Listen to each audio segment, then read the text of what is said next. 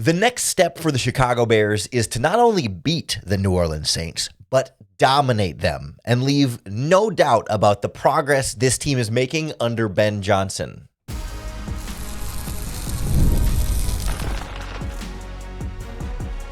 You are Locked On Bears, your daily Chicago Bears podcast. Part of the Locked On Podcast Network, your team every day. This is Locked On Bears, and I'm your host, Lauren Cox. I'm here to bring you your daily, in-depth Chicago Bears news and analysis. You can follow me on Twitter at CoxSports1, and you can follow the podcast at Locked On Bears on TikTok, Instagram, Facebook, Twitter, and the Locked On Bears YouTube channel, where you can keep up with all of our video podcasts as well. Thanks for making Locked On Bears your first listen today. We're part of the Locked On Podcast Network, your team every day. And on the show today, I want to get into this Bears-Saints matchup and look at why a win obviously is the minimum you need, but it almost feels like it's not enough against the Saints. Like, you really have to show something more here to continue this progression we're seeing from the Chicago Bears. This can be a little bit of a statement type of game of not just beating a lesser opponent, but dominating a lesser opponent and leaving no doubt about how much better you are than teams at the bottom like the New Orleans Saints. We'll take a look at why that matters, especially in a weird NFL season like this, where I do think the Bears still have a lot to prove. But then we'll get into how to do it, what the Chicago Bears need to do on offense to keep the point scoring rolling against a Saints defense that's actually been, not horrible against the run by any means and have kept them in a lot of these games with a few exceptions here and there. And then same thing, we'll turn our attention to the Bears defense, how Dennis Allen can get his revenge on his former team and what they need to do to really shut down Spencer Rattler and the Saints offense. But I think this game carries a little bit more meaning for me right now than it typically might against a one-win football team on the other side. The Bears are, I think, 5.5-point favorites on FanDuel Sportsbook right now. They're expected to win. They're expected to play well. But, I need to see them do more than just that, especially given how the last two games have finished. In week 4, before the bye week, you go back and forth with a struggling Raiders team at the time. And it takes a last-second blocked field goal to pull off the 1-point victory that you've kind of narrowly escaped with. And you go in the bye week feeling like you dodged a bullet there. You come out against the Commanders and against a good Commanders team, and you go back and forth with them and play them tight, and it comes down to a last-second field goal to win the game. And we talked this week on the podcast about how, even though it's the exact same score and the exact same margin of victory, it did represent progress because you're winning close against a good team after winning close against a not-so-good team. But now I think the next step of progression for the Bears this week is not just win again and continue into a 4-game winning streak, but really take that win to the next level. If you want to be a respected team in the NFL this season, you have to dominate the bad teams. You cannot play down to the level of the bad teams, and you need to impose yourself as a strong, full 4-quarter performance. Because it's easy enough to say, okay, they beat the Saints, and okay, they beat up on a bad team, but it's hard, especially in this modern NFL, to beat up on bad teams. We're seeing a lot of parity, and we have been for a long time, but it feels like, especially this season, it's been particularly unpredictable. I mean, even the 0-6 New York Jets played the Steelers really tough in the first game of the season, played the Buccaneers really tough in the third game of the season, played the Dolphins tough in the fourth game of the season. I'm not here to say the Jets are actually some good team, but we've seen that even the bad teams aren't as bad as we think they are, and the good teams maybe aren't as great as we think they are. I think about the Packers being a surprise loser to the Cleveland Browns a couple of weeks ago, where it just feels like at any given turn, a team that you thought was pretty good isn't very good. Or we talk about Thursday Night Football last night. The Bengals find a way to beat the Steelers with Joe Flacco under center. And no one thought the Bengals were going to win that game. And of course, you can't overlook any opponent. And you say that every year and every game and we're not going to overlook them or whatever. But you don't always feel like you mean it because it's okay, you're just saying nice things about a bad opponent. But it feels really real right now that no, you can't go into this game assuming, oh, well, the Saints are 28th in points scored and 25th in points allowed, so this should be an easy game that the Bears are going to automatically dominate. Like, no, it means something to dominate anybody in this NFL season, especially, I think, a Saints team that, despite being 1-5, has been pretty close a number of times this season. They beat the New York Giants 2 weeks ago. And then like last week against the Patriots, they kept it close all game, lost by 6 points, like against a red hot Drake May. They, put up a decent fight against the Buffalo Bills. They played the San Francisco 49ers really close back in week 2. Like, again, I'm not saying the Saints team is all of a sudden good, but it's not like they're just going to roll over and take it. Like, you are going to have to earn it. And I think as a result, it still does mean more when you actually do dominate, because we're just not seeing all that often this season any team actually dominate another team. And we haven't seen like good teams stay consistently good. So for the Bears to be able to not only like get to that 4-game winning streak, but play maybe their best football in the 4th game of that 4-game winning streak will carry, I think, a really decent amount of weight. Like, one of the big differences we see in the NFL, especially as the season goes on, is like, a good team will beat a bad team pretty consistently, but like a great team is what dominates the bad team. Like, you'll see mediocre teams will play down to the level of competition. We've seen this in previous years under Matt Eberflus, when even when the Bears would play a team that was supposed to be noticeably worse than them, which didn't feel like it was very often, you would still see the Bears kind of play down and kind of meet them at their level, and it would be a closer game than it was supposed to, a lower scoring game than it was supposed to. I think back to like a Thursday night game against the Panthers a couple of years ago, when neither of those teams were supposed to be really any good in that process, and it's still like a tight fought back and forth game. Or like when they would play the Vikings with a third string quarterback in there like Josh Dobbs or whatever, and it's a 2-point game, and it's like you shouldn't be playing down to some of these teams that are struggling on your schedule. You should stand head and shoulders above them. And so I think for this Bears-Saints game, that's more than a touchdown margin of victory. Like, I don't know what the exact number is to quote unquote dominate them. I think it's a little bit more about like how the game flows than exactly what the final score is. Like, I think if you're up by 17 for most of the game, and then they get a late touchdown to make it a 10-point final score, a 10-point margin of victory isn't going to look like domination. But if you really did dominate them for 3.5 quarters and they get essentially a garbage time touchdown, I don't think that doesn't meet the disappointment there. Like, that's like, no, you dominated, it's fine, I don't care about it, right? It's not the exact score. It's about you coming in and doing whatever you want on offense and not letting them do anything they want to do on their offense with your defense on the field, and feeling like, okay, well-rounded 4 quarters of you're playing really well. And then maybe when you put some backup players in on defense in the 4th quarter, maybe when Tyson Bagent's out there in the 4th quarter because you got a big enough lead, the Saints start to get a little something going, but it's nothing you have any sort of concerns to worry about. And you say, oh, the Bears were really in control for that entire football game. That to me is like the next step in the progression for the Bears. Whereas like if they play the Saints close, I think that still tells you, okay, like they're not quite there yet. Like, they still have work to do. Like, yes, it's a win, and there's nothing disappointing about any win, but it tells you, hey, like, you're still going to have to fight hard against even the bad teams on your schedule, and that's okay. Like, this team doesn't have to be a Super Bowl contender right now, but a big win over the Saints goes a long way towards really solidifying, like, hey, this progress that we're seeing from them is real and it's sustainable. It wasn't just a flash in the pan coming out of the bye week, but no, it's something that they can keep up as the season wears on. So how do they do it then?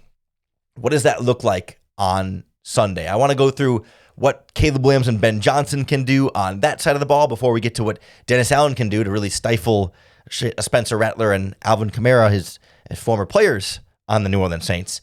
Next on Locked On Bears. This episode of Locked On Bears is sponsored by Betterhelp. October 10th was World Mental Health Day, and this year we're saying thank you, therapists. Life can be tough on and off the field, and behind millions of mental health journeys are therapists who showed up, listened, and helped people take a step forward. BetterHelp is shining the spotlight on those connections while also making it simple for you to find support wherever you need it. Because therapy moments can be life-changing, whether it's learning to better connect with your family, healing a relationship, or finding healthy ways to manage stress. So if you've ever thought about trying therapy, this is the perfect reminder that help is out there and the right therapist can make all the difference. This World Mental Health Day, join us in celebrating the therapists who have helped millions take a step forward. If you're ready to start your own journey, BetterHelp can help you find the right therapist. Our listeners get 10% off their first month at betterhelp.com/lockedon. That's BetterHelp, HELP.com/lockedon. The Locked On Bears podcast is also brought to you by PrizePicks, the better way to play daily fantasy sports. Because every day we make decisions, but on PrizePicks, being right can actually get you paid. Don't miss the excitement of this football season with PrizePicks, where it's good to be right. Playing PrizePicks is such a fun, simple way to add more excitement to your football.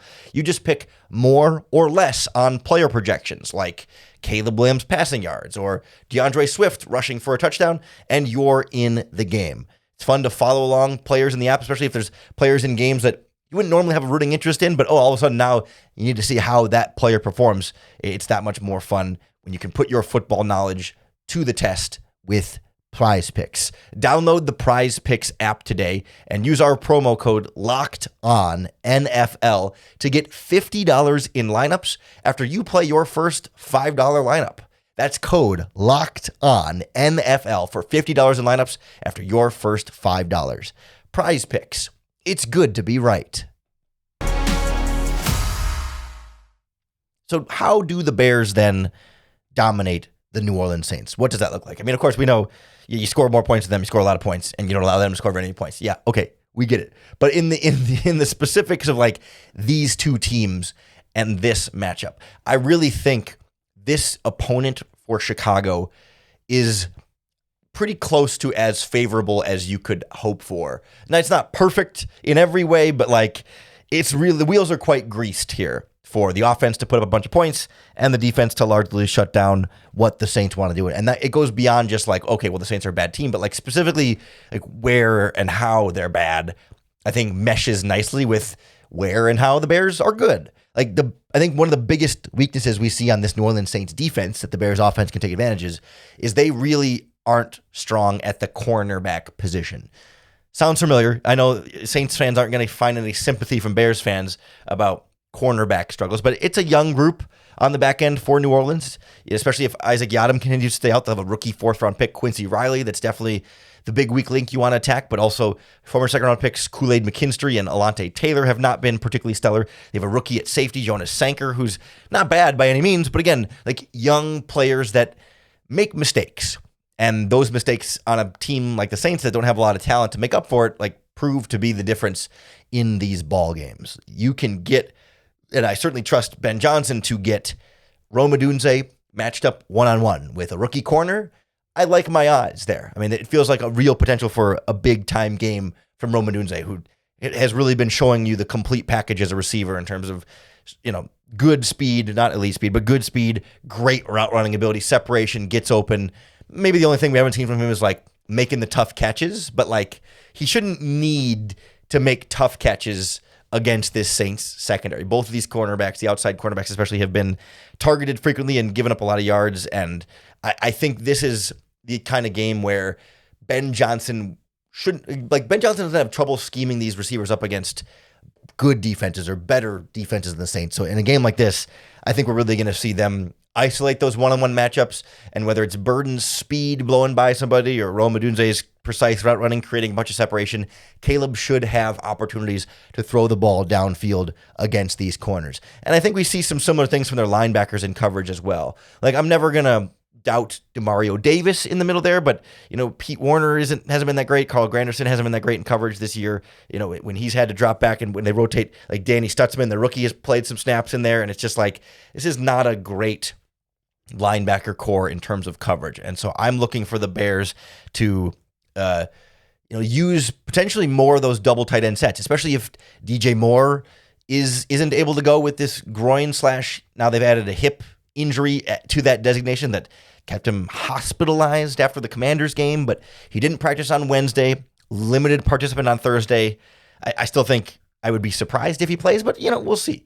But nonetheless, especially if he doesn't play and you're down a body at wide receiver, maybe you want to get Colston Loveland matched up with these Saints tight ends and Cole Kmet matched up with these Saints tight ends, with these Saints linebackers, excuse me. And I really think that's going to be plus matchups where the Bears' strength is on offense comes with a lot of the weaknesses on the New Orleans Saints defense there. And I think one of the big keys is how poorly they tackle. Right? This does not have to be 25-yard plus bombs where you throw it to the guy in space and let him outrun everybody. Like, you can throw it underneath to Luther Burden and let him use that speed and make guys miss after the catch, or let Colston Loveland run through somebody after the catch and then break free from there. And I think their tackling struggles make it easier for me to go into 12 personnel despite the two tight end sets, despite that I don't think DeAndre Swift has run nearly as well when there are two tight ends on the field. And we saw them respond that way against the Commanders, where I believe all 14 of DeAndre Swift's runs, whatever his number of run was, all of his runs came with 3 wide receivers and 1 tight end on the field. I think we've seen for DeAndre Swift, when you spread him out a little bit more and get fewer defenders in the box, that leaves him more room for those cutback lanes where when they run those stretch outside zone runs, he's pressing to the sidelines. Well, the cornerbacks, the extra DBs are already working towards the sideline. And he's going to be cutting up field anyway. And so if those guys are already to the outside, they're essentially taken out of the play by the design of the play. And then it's when he puts his foot in the ground and cuts upfield, that's when it's on the linebackers and safeties in the box to try and step up and make the play. But when you spread them out with extra receivers and only 1 tight end, then there may only be 2 linebackers in there, and they might not want a safety in the box, that they need 2 deep safeties to stay back there to help their cornerbacks against Rome Odunze and DJ Moore and Luther Burden. And so when you go to 2 tight ends, then they're going to put more linebackers in the box and maybe bring a safety up in the box because they're not as worried because there's not as many receivers that are going to stretch the field for you. And so that can make the running game a little bit more difficult for DeAndre Swift specifically, despite that the tight ends are also good blockers that can help you in that. The trade-off just hasn't quite been there for Swift. But I think against a team like the Saints that has so many missed tackles across the board, it really is kind of striking. I don't have team by team number. I mean, I just go through each team and write them down and see where they all rank. But the Saints as a group, you look at it, the rookie safety Sanker has missed 8 tackles. Demario Davis has missed 8 tackles. The cornerback Alante Taylor has missed 7 tackles. Linebacker Pete Werner, 7 tackles. Kool-Aid McKinstry, 6 tackles. They've missed 61 tackles as a team through, what has it been, 6 games? Or are they on their 7th? This will be their 7th game because they didn't have the bye week. They're missing 10 tackles a game. When you have weapons like DeAndre Swift and Rome Odunze and maybe DJ Moore and Luther Burden and Colston Loveland, you should be able to make some guys miss here and create some extra yards, even when there might not be space in the box, if they have more defenders in the box to react to your extra tight ends staying on the field. So I think there's a lot that Ben Johnson can do offensively here to kind of get everybody going, especially because this Saints pass rush is just not very good, not very consistent. And so I don't have a lot of concerns about the Bears offensive line being able to hold up and give Caleb Williams some time to throw in this game. We all know Cam Jordan's a good player. He's going to get some pressure here and there. I can live with that. And on the interior, Brian Bresee, their former first round pick, he'll get a pressure too here and there, but no one else this season has been very consistent at all for them in front. I should mention they got Chase Young coming back off of injury, so I suppose he could be a little bit more of an X factor here. He only played in the first game, he only played a little bit against the Patriots for them a couple weeks ago. That's the only game he's played in this year, and had a couple pressures in that game. So I should throw in that caveat that the rest of the pass rushers have not been very good. Adding Chase Young back can throw a little bit more in there, but I'm still not overly concerned. I think the Bears on offense should generally be able to do the things they want to do. And if that's the case, that needs to be 28 points. I mean, again, the number itself maybe isn't that important, but if you scored 25 the last 2 weeks against a good Commanders team and a mediocre Raiders team, then you need to have at least 25 against a bad Saints team. That's why it feels like 28 plus feels like the kind of message I want the Bears to be able to send in this game on offense. And then defensively, Dennis Allen wants to show the Saints hey, miss me yet? With how he wants his defense to perform. And he's publicly downplaying the revenge game thing, of course. It's the high road classy thing to do. But I think he's going to dial some things up here, and he's going to treat the Saints like he would any other opponent. And whether you coach for them or you're just trying to beat them on Sunday, you want to dominate them. And when they have a young quarterback and maybe some deficiencies on offense, like Dennis Allen is absolutely going to try and take advantage of them just like he would any other offense. So we'll take a look at some of the things we should see this Bears defense do against Spencer Rattler and Alvin Kamara and this New Orleans Saints offense next on Locked On Bears. This episode of Locked On Bears is brought to you by Mazda. Mazda crafts cars for those who do more than simply move. Because we know that from footwork to breathwork, athletes sweat all the details. And Mazda brings the same intention to how they craft every model. They deliver confidence with every ride, with more IIHS top safety pick awards than anyone else. You can really feel Mazda's Japanese craftsmanship in every detail, from the metallic accents to available Napa leather upholstery. It really helps you make everyday drives feel like anything but, from smooth handling to intuitive controls. And with all-wheel drive standard in every crossover SUV, you can drive with confidence through almost any season. So like the players, Mazda sweats every detail, because when you make every move count, impossible becomes irrelevant. Mazda. Move and be moved. The Locked On Bears podcast is also brought to you by Rugiet. Guys, you've probably heard of Viagra or Cialis. Maybe you've even tried them. But if you're looking for something beyond the usual pill, it's time to meet Rugiet Go Long. This isn't just another ED pill. It's a total game changer for confidence.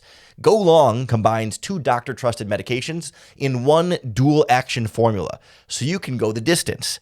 The effects can last up to 36 hours. That's confidence all day, all night, and even into the next day. The process is simple. Connect with a board-certified doctor 100% online, and if prescribed, your treatment ships discreetly right to your door. So you ready to level up your confidence? Head to Rugiet.com and use our promo code LOCKEDONNFL for 15% off your first order. That's Rugiet, Rugiet.com, promo code LOCKEDONNFL. And make sure to use our code so they know we sent you. So this feels like a great matchup for the Bears' weapons to get rolling, for the Saints to miss tackles and not be able to cover them particularly well, and maybe you can still get DeAndre Swift rolling again, too, in the running game. On the other side, I'm not sure that it's like some super obvious mismatch, Bears defense versus Saints offense being the perfect alignment of like, oh, they're bad here and the Bears are good here.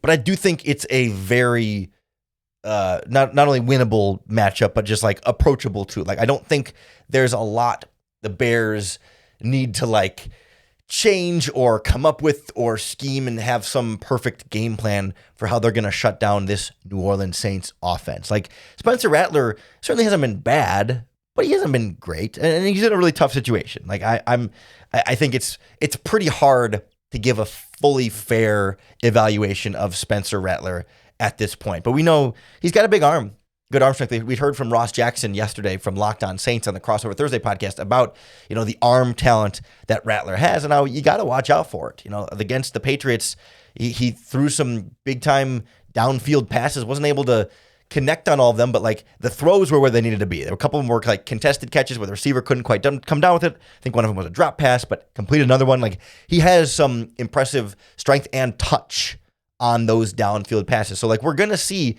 Rattler take a couple of shots here, and they absolutely can burn you. Like, it's not as though they've got nothing at receiver. I mean, Chris Olave, Brandon Cooks on the older side, but Rashid Shaheed, like, they've got some playmakers there. You can't just overlook them and say, oh, they're not going to be able to do anything on offense. And even at tight end, like, Juwan Johnson's a decent guy. Taysom Hill's a gadget player, and they got Foster Moreau. Like, they've got some depth with the weapons, even if maybe like none of them are scaring you as like, it's not Jamar Chase or Justin Jefferson out there, but it's still a decent enough group. But I still feel like, from a Bears perspective, I'm taking a very similar approach to what Dennis Allen did against the Washington Commanders, where they kind of said, listen, we don't really fear your receivers totally dominating our one-on-one matchups against our cornerbacks, even though Nashawn Wright is absolutely vulnerable. But you feel like, what? Stevenson's playing well.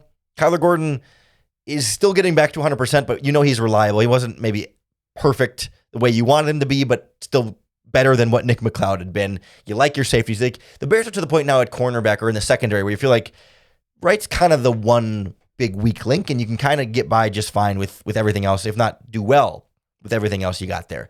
And so, just like they did with Jaden Daniels, I think Dennis Allen should just load up the box, be aggressive, shut down the running game. Hopefully your offense puts some points on the board and really puts the Saints offense in a tough spot where they're trailing, they can't run the ball, and they just got to be one-dimensional throw the ball offense, and that's when they make mistakes.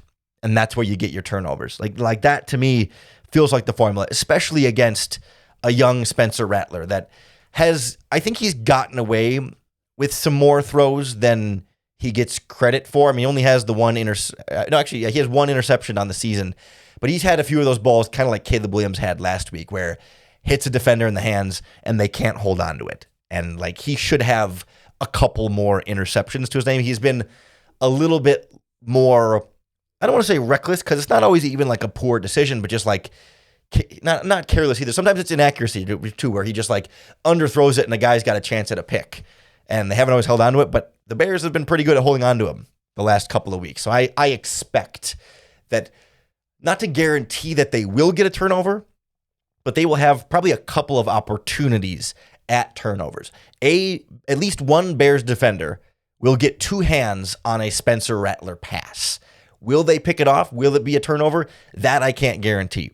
But I feel pretty confident that a Bears player will get two hands on a Spencer Rattler pass with the opportunity to intercept it. And I wouldn't surprise me if they pull off a fumble somewhere in there as well. Like there's some of it's luck, but some of it is like, no, they're going to give you some opportunities to do so. And I think along the way, if you're loading up the box again like they did last week, and you're aggressive about kind of blitzing a little bit more and maybe jumping routes a little bit, they might burn you on a deep shot or two. You know, just like last week, we saw Luke McCaffrey had a big touchdown on a coverage bust. We saw one of the other no-name Commanders wide receivers, Chris Moore, had a big downfield pass completion, right? Like, some of these guys that don't scare you will have a big play here or there. Like Nashawn Wright's going to give up a big play. That's okay. You survived it against the Commanders, and you have a much greater margin of error against the Saints, where you can give up one or two of those and still be particularly fine, especially when you get a mistake or two from Rattler that you can take advantage of. This is absolutely the calculus of a risk that is well worth taking against the Saints, because it was definitely worth taking against Jaden Daniels and the Commanders, so it's got to be that much more of a sure thing against Spencer Rattler. Because once you get a lead on offense and you load up the box and take away Alvin Kamara, like, then they're a one-dimensional team. And I know Kamara hasn't been great the last couple of weeks in particular, but I think part of that is teams are keying in on him and saying, hey, we want to take this away. Like, the same strategy is things other teams are doing. And then also just like with Alvin Kamara, like, even though he hasn't ran that well, you can never count him out. Like, he's a good, consistent veteran running back. And I know he has been declining a little bit lately, but he always has those like spurts in him here and there. He'll just go off for a big game. And the Bears' run defense is something that we are still needing verification to trust, right? Like, they were really good against Washington. They had not been good until that one game. And so I still need to see them be good again before I can fully trust that they're going to be good again. And a great way to do that is loading up the box, being aggressive, all these things. Like, that does a great job of like cementing how much progress you've made in the running game. But we know the Saints start slow. So bury them, clamp down, make them play from behind the whole time, and they'll fall right in your hands. I got a lot of confidence that Ben Johnson's offense is going to get points on the board right away. If the Bears defense can do their job and keep them off the board right away, I think you can put this in cruise control in the third quarter and feel like you've got a pretty well-handled football game. Whatever happens against the New Orleans Saints, you can be sure we're breaking it down for you right here on Locked On Bears. We'll be live after the game ends on the Locked On Bears YouTube channel with Joe George on our Bears Squad show. And then we'll have a full Monday podcast for you coming out first thing Monday morning on the regular Locked On Bears YouTube channel and podcast feed. So make sure you hit that subscribe button on YouTube or wherever you listen to podcasts, because that's going to be the best way to keep up with all of our daily in-depth Chicago Bears news and analysis.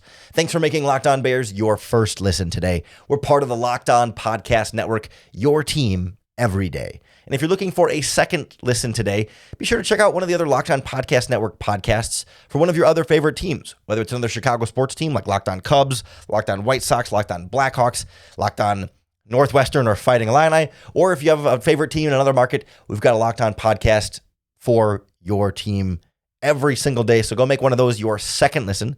Just coming back on Monday, make Locked On Bears your first listen once again for another opportunity to bear down.